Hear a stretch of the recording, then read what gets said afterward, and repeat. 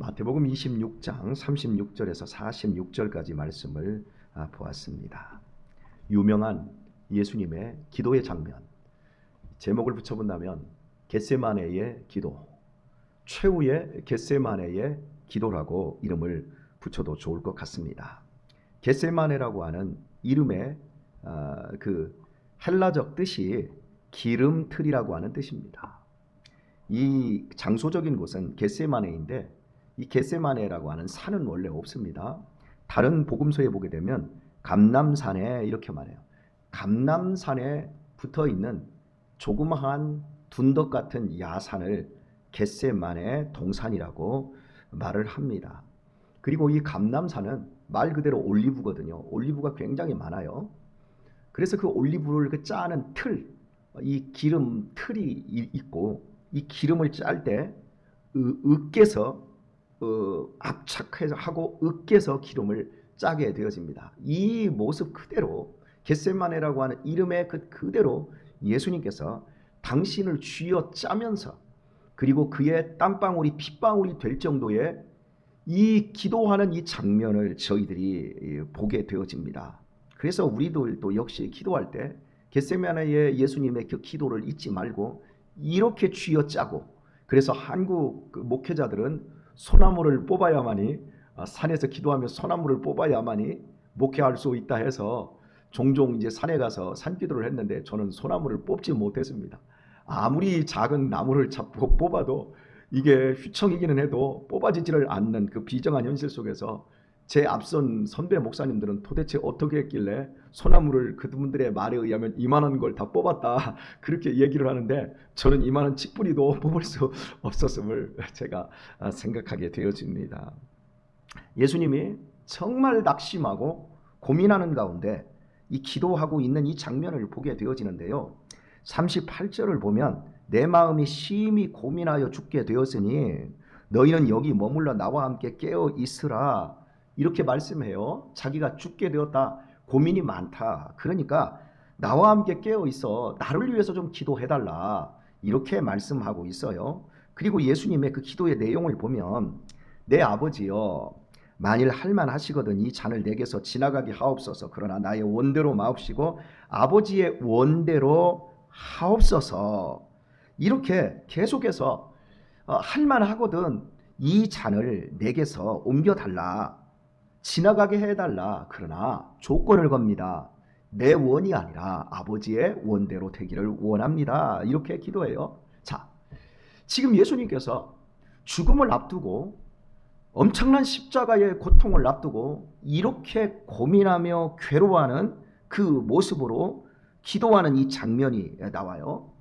자, 우리가 알고 있었던, 우리가 지금까지 살펴보았던 예수님의 그 당당하고 고통과 아픔과 배고픔과 또 여러 질고들을 뛰어넘는 예수님의 모습하고는 전혀 다른 약해 빠진 이 모습을 보게 되어집니다. 예수님 이후에 제자였던 베드로나 또 사도 바울 같은 사람들, 그리고 스데반 같은 사람들은 죽음에 즈음하여 얼마나 그들이 당당하게 죽었는지 모릅니다. 스데반의 죽음을 여러분 아시지 않습니까? 그 얼굴이 천사같이 변하면서 당신을 죽이려고 하는 사람들 앞에서도 그들의 죄까지 용서해달라고 하면서 멋지게 순교하는 그 모습. 바울은 목이 댕가당 잘려 죽으면서도 마지막까지 복음의 그 깊이와 그 사명을 놓치지 않았던 그 모습을 우리가 압니다. 전설에 의하면 베드로는 로마에서 십자가에 거꾸로 못 박혀 죽으면서 예수님이 십자가에 못 박혀 죽었거늘 어떻게 내 스승처럼 그렇게 죽을 수 있냐, 나를 십자가에 거꾸로 못 박아라, 아주 그 고통스럽게 죽으면서도 의연하게 그 죽음의 길을 갔는데 예수님께서는 오늘 본문에서 내가 심히 고민하여 죽게 되었으니까 너희는 여기 머물러 나와 함께 깨어 기도하라 해놓고 기도의 내용도 딱 보면은 웬만하면 나 좀 이거 피하게 좀 해주세요. 그리고 마지막으로 하나님이 그러나 내 뜻이 아닌 하나님의 원대로 하옵소서, 이렇게 육체의 고통하는 이 모습으로 벌벌 떨고 있는 이런 장면이 나와요. 그런데 제가 지금 열거한 것처럼 예수님은 육체의 죽음, 즉 목숨이 끊어지는 그 죽음에 대해서 고민하고 벌벌 떨고 있는 것이 아니라는 사실입니다. 오늘 본문을 보면 그걸 정확하게 말해주고 있는 단어가 있어요. 38절을 볼까요? 내 마음이 심히 고민하여 죽게 되었으니. 뭐가 죽게 되었어요? 내 마음이 심히 고민하여 죽게 되었어요. 내 마음이에요. 내 육체가 아니에요. 그리스도인이 이 땅에서 죽어갈 때 육체의 죽음에 대하여 떨다면 그 사람은 그리스도인 아닙니다. 마지막 끝까지 우리의 그 죽음의 자리에서 우리가 지켜내야 될 것은 우리의 마음입니다. 내 마음이 심히 죽게 되었으니, 그러면 예수님께서 무슨 마음이 그렇게 죽게 되었을까요? 사람이 육신은 멀쩡해도 마음이 죽으면 그 인생은 사나 마나한 인생입니다. 마음이 살아야 육신의 온전함이 깃들고 그 육신을 통해서 삶의 가치를 실현하며 하나님의 영광을 위하여 쓰임받을 수가 있습니다. 그래서 그리스도인이 지켜야 될 것들 중에 제일 많이 지켜야 된다. 무릇 지킬 만한 것 중에 네 마음을 지키라. 이것이 자문이에요.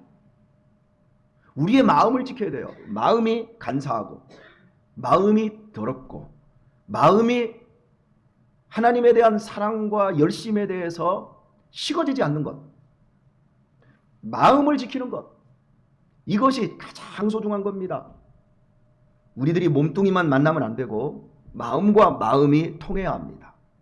입술로만 사랑합니다, 존경합니다가 아니라 진정으로 마음에서 서로에 대한 존경과 애정들이 서로 교감되어야 합니다. 이 마음이 없이 육신은 마음은 원이로되 육신은 약하도다. 이제 본문에서도 계속 이제 이런 것들이 충돌하고 있는데요. 예수님께서는 마음이 죽게 되었어요. 그러면 마음에 뭐가 죽게 되었는가? 두 가지입니다. 첫 번째는 예수님께서 이제 하나님이 예수님을 정말 버리시는 거예요. 삼위일체 하나님이 지금까지 온 우주 만물을 창조하신 후 당신의 섭리를 이루어 가실 때 단 한 번도 삼위일체 하나님은 삼위이지만 일체하지 않은 적이 없었어요. 아버지는 그리스도 안에, 그리스도 안에서 성령이 나오시고 분명히 세 분이신데 하나야. 인간의 사고로는 삼위일체를 설명하면 모두 이단이 됩니다. 이건 안 되는 거예요. 세 분인데 하나. 제일 먼저 기독교 정통신앙에 있어서 첫 번째로 통과해야 될 관문이 삼위일체 신앙이에요. 그래서 기독교 역사에 있어서 교회 회의가 처음으로 이게 성립되어지면서 니케아, 그리고 뭐 에페소, 이렇게 그 카르타고, 이렇게 계속해서 교회 회의가 세워지면서 첫 번째 논쟁이 바로 삼위일체 논쟁이었어요. 하나님은 세 분이신데 어떻게 일체하느냐? 이건 말도 안 된다. 그러나 성경에서 그렇게 얘기하고 있으니까 우리는 믿는다. 이걸로 정통신앙과 이단신앙을 구분을 했어요. 두 번째는 예수님께서 인성과 신성을 가지신 분이다. 아니다. 예수님은 신성만 가지셨다. 예수님은 인성만 가지셨다. 예수님이 인성만 가지신 분이라고 한다면 그분은 우리를 위해서 속죄할 수가 없습니다. 왜? 똑같은 죄인이니까. 근데 그분이 신성만 가졌다. 그러면 그분이 십자가의 대속은 모두 그림자에 불과합니다. 모두 이론에 불과한 겁니다. 우리의 모든 아픔, 우리의 모든 고통, 우리의 모든 죄악에 이 많은 것들을 차율하시고 담당하시. 그래서 삼위일체 다음에 예수님의 신인 양성론, 이런 것들을 정통교회가 정합니다. 그리고 이런 것들에서 빗나가 버리면 모두 다 이단이 돼버리는 거예요. 그러니까 이단은 예수 그리스도 그리고 삼위일체 이런 부분이라고 생각하면 될 것 같습니다. 근데 제가 오늘 지금 본문을 지금 풀으면서 예수님이 죽게 될 만큼, 마음이 죽게 될 만큼 고통스럽다라고 하는 것은 삼위일체가 깨져버리는 거예요. 정말 하나님이 당신의 아들을 버리는 거예요. 뭐 때문에 버려요? 죄 때문에. 예수님은 죄가 없습니다. 예수님은 완전 무결한, 죄가 전혀 없는 유일한 인간입니다. 그런데 그 예수님을 하나님이 버리는, 하나님이 그 예수님을 버려버리는 거예요. 여러분, 죄라고 하는 것은 하나님과의 분리를 가져옵니다. 죄가 크든 적든 간에 하나님께 무조건 분리됩니다. 하나님은 너무나 거룩하신 분이라 절대 죄를 용납하지 않습니다. 이에는 이, 눈에는 눈으로 대하시는 분입니다. 그러니까 우리에게 죄가 조금이라도 있다면 하나님께서 이에는 이 대하시다. 너 죄 있어? 지옥. 너 눈? 너 죄 있어. 큰 죄이든 간에, 눈에 들어갈 티끌만한 죄든 간에 지옥. 하나님은 이렇게 거룩하신 분이세요. 그런데 그 예수님이라는 분이 하나님의 아들이세요. 그분이 하나님하고 약속했어요. 내가 온 인류의 죄를 지고 십자가에서 죽겠으니 아버지여, 내가 죽음으로 말미암아 온 세상의 죄를 다 없애주십시오. 그리고 용서하십시오. 하나님이 오케이. 그러나 여기에는 하나님의 아들이 죽어야 되는 엄청난 비극이 있는 거죠. 실제로 예수님께서 십자가에 지실 때 하나님이 고개를 돌려버리셨어요. 깜깜하게 9시에 못이 박히셨는데 밤 9시에 못이 박히셨는데 낮 12시 딱 정오에 어둠이 탁 들어버리는 거예요. 하나님이 고개를 돌리신 거예요. 왜요? 죄인을 향하여 고개를 돌리시는 하나님, 의인을 향하여 그 얼굴을 내게로 향하여 드사 그 얼굴 빛을 비춰주시는 의인의 태양이 아닌 완전히 사라져버려요. 이 버려지는 이 고통, 얼마나 버려졌어요? 3일 버려졌어요. 근데 실제 3일도 시간이 안 돼요. 그런데 그 짧은 시간도 예수님은 하나님하고 분리되는 그 아픔을 견딜 수가 없는 거예요. 정서적인 아픔이에요. 고통이에요. 하나님과의 그 관계에서 끊어지는 그 아픔, 이것을 예수님은 내가 마음이 죽게 되었다 이렇게 표현한 거예요. 사랑하는 교회 여러분, 오늘 우리가 예수님하고 믿음의 삶을 임마누엘로 함께 살지요. 그런데 우리 종종 예수님을 놓치고 잃어버릴 때가 있지 않습니까? 그래도 우리 밥 잘 넘어가지요? 마음에 이런 갈등 없지요? 있나요? 꼭 있으셔야 합니다.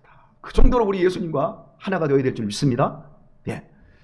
제가 입양한 부모로서, 여기도 입양한 부모가 4분이 계시네요.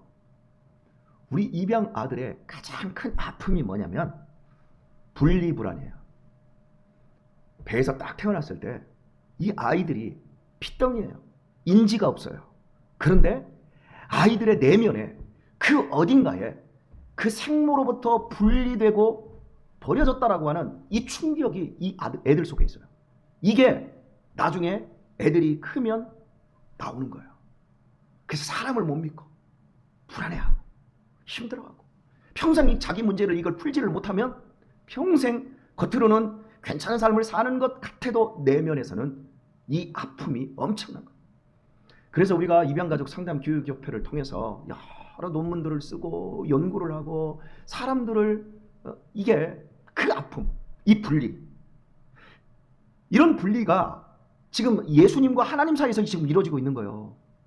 사랑하는 교회 여러분, 우리의 신앙은 나 혼자 고군분투하고 나 혼자 어떤 정성과 공덕을 쌓는 종교가 아닙니다. 예수님과 하나님과 성령 하나님 속에 우리가 하나가 되고 그 하나됨은 예수 그리스도께서 죽으심으로 말미암아 세워주신 교회를 통해서 하나가 되어지고 그 하나됨에서 분리되지 않고 마지막 날이 가까울수록 더 모이기를 힘쓰며 서로 헤어질 수 없는 이런 사람으로 끈끈하게 유기적으로 주님의 몸을 이루어가는 데서 확인해야 되는 겁니다. 아유 시원하다, 아유 나 저놈 인간 안 보니까 시원하다, 이게 아니라 주님과만 동행하기 원합니다. 아유 저 사람들과의 모든 관계 속에서 힘을 얻고 생명을 얻고 서로에게 보탬이 되고 위로가 되고 나눔이 되는 이런 삶으로 우리의 삶이 분리와 배척을 극복한 하나님 안에서 온전한 교제를 이루는 이런 쪽으로 우리가 나아가야 합니다. 오늘 본문은 그런 교훈을 우리에게 주고 있습니다. 그리고 예수님께서 마음이 지금 죽게 된 이 표현 속에서 여러분, 내가 혹시 여기 상담하시는 분들 계시잖아요. 우리 천병희 집사님 이제 상담해 주시는데 입양가족들 문지방 상담하는데 여러분 상담하면서 제일 힘든 게 뭔 줄 아세요? 전이가 된다는 거예요. 저한테 우리 가족 중에 이제 제 동기간 중에 한 분이 가끔씩 전화를 해요. 그래서 자기 아픈 얘기를 해요. 그러면 제가 그 얘기를 들어요. 이번 주에도 전화가 왔어요. 저한테 그래요. 제 동생인데, 목사님 나 명치끝이 아파. 그 일만 생각하면 명치끝이 아프고 숨이 턱턱 막혀. 그러면 그래요 누나, 그럼 얘기해 보세요 하고 나서 이번 주에도 1시간을 전화로 얘기를 들어주는 거예요. 저는요 전화로 1시간 전화하는 거 정말 싫어요. 여자분들은 1시간도 좋고 2시간도 좋은데 저는 양기가 그렇게 입으로 안 나와요. 에너지가 그렇게 세지 않아요. 그런데 그 얘기를 듣는데 미움, 아픔, 증오, 상처, 그 얘기를 다 들어.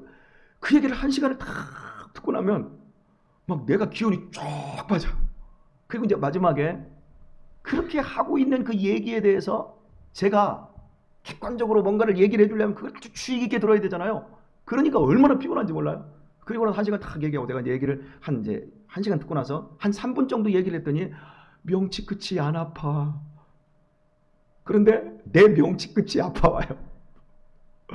내 숨이 턱턱 막혀요. 제 아내가 옆에서 여보 적당히 해. 당신 그러면 너무 힘들어 지쳐. 예수님께서 내 마음이 죽게 되었다라고 하는 건 세상 모든 사람들의 죄가 당신의 몸으로 다 돌아버린 거예요. 여기에 김동래 권사님의 일평생 지을 죄를 예수님이 다 받아들이시고 그걸 지금 짊어지신 거예요. 제 죄도, 여기 엄태경 장로님의 모든 죄도 다 짊어지신 거예요. 그러니 여러분 그 마음이 얼마나 찢어지고 무너지고 괴로워. 여러분 지금 그 고민을 지금 하고 계신 거예요. 그렇다면 지금 우리의 죄는 어디 있어요? 예수님 안에서 십자가에서 장사되었습니다. 예수님 안에서 십자가에서 함께 장사되어서 우리의 죄는 끝나버렸습니다. 그럼 지금도 죄 짓는데요, 그거 이제 소소한 거 다 회개하면서 지워내시고, 그리고 그 죄까지도 이제 하나님은 합력하여 선을 이루어서 우리를 복되고 아름다운 사람들로 만들어 내십니다. 예, 오늘의 말씀을 맺도록 하겠습니다. 제가 수년 전에 이사 오기 전에 살던 그 동네에서 이제 이렇게 집에 들어오고 있는데 한 아이가 한 6살, 7살 정도 돼 보이는 아이예요. 이 아이가 엄마랑 함께 이 길을 가다가 마트 앞에서 엄마를 향하여서 엄마 뭐 좀 사줘요. 이제 이렇게 막 얘기가 된 것 같아요. 근데 엄마는 안 사준다 이러는데 이 애가 엄마의 팔을 딱 매달렸는데 엄마 팔을 잡고 막 하다가 엄마 팔을 딱 잡더니 뒤로 비틀어 버리더라고요. 엄마 팔을 딱 비틀었는데 엄마 팔이 비틀렸어요. 비틀렸는데 엄마가 아파 놔. 근데 안 사주면 팔 분질러 버릴 거야. 이러고 엄마의 팔을 잡고 막 비트는 거예요. 그래서 엄마가 정말 이렇게 비틀려가지고 막 이러는 거예요. 알았어 사줄게 이러는 거예요. 제가 그 모습을 보면서 오늘 설교 준비하는데 그 생각이 딱 났어요. 하나님의 팔을 비틀어서라도 내 것을 원하는 우리의 마음. 하나님 겟세마네의 기도를 우리가 흉내를 낸다 그러면서 마지막 최후로 아버지의 뜻대로 하옵소서가 아니라 내가 당신의 팔을 비틀어서라도 내 것 받아내겠습니다. 그렇지 않으면 재미없습니다. 혹시 우리의 기도가 그런 거 아닌가요? 우리의 기도는 기도를 하면 할수록 우리 자신이 부서지고 우리 자신이 꺾이고 우리 자신이 박살나는 기도여야 합니다. 내 뜻을 관철시키는 기도가 아니라, 제가 지금까지 살아오면서 제가 20대 초반에 막 산기도도 다니고 철야도 하면서 하나님의 팔을 비틀려고 했던 것 같아요. 소리를 얼마나 질렀는지. 그런데 지금은 소리 지르지 않아요. 이거 내 욕심이다 싶으면 아버지 도대체 이 욕심을 비울 수가 없어요. 아버지 도와주세요. 오늘 우리의 모든 죄를 짊어지시고 하나님과 분리되는 그 아픔 속에서 당신의 마음이 죽게 되었다라고 하는 그 마음, 오늘 우리의 마음이어야 합니다. 그리고 팔을 비트는 자가 아니라 내 마음을 비틀어서 예수 그리스도 앞에 우리 자신을 올려드리는 이런 성도로서의 삶을 회복해야 합니다. 오늘 이 삶을 오로지 살아낼 수 있는 이 승리하는 하루가 되시기를 예수님의 이름으로 축원합니다.